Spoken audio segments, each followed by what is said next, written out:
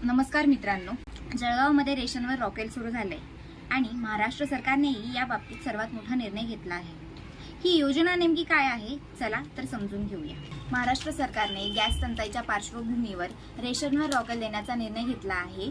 जळगावसह अनेक जिल्ह्यांना रॉकेलचा कोटा देण्यात आला आहे। प्रत्येक रेशन कार्ड धारकाला सुमारे 3 लिटर रॉकेल देण्यात येणार आहे आणि हे वितरण मार्च आणि एप्रिल महिन्यात होणार आहे।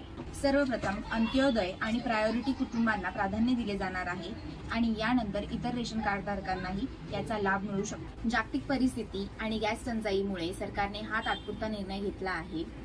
लोकांना स्वयंपाकासाठी पर्यायी इंधन मिळावं हा यामागचा मुख्य उद्देश आहे। पण लक्षात ठेवा, ही योजना कायमस्वरूपी नाही, फक्त काही काळासाठीच रॉकेल मिळणार आहे। अशा महत्त्वाच्या अपडेटसाठी विषयवाडी चॅनलला सबस्क्राईब करा आणि हा व्हिडिओ आवडल्यास लाईक करा आणि नक्की शेअर करा।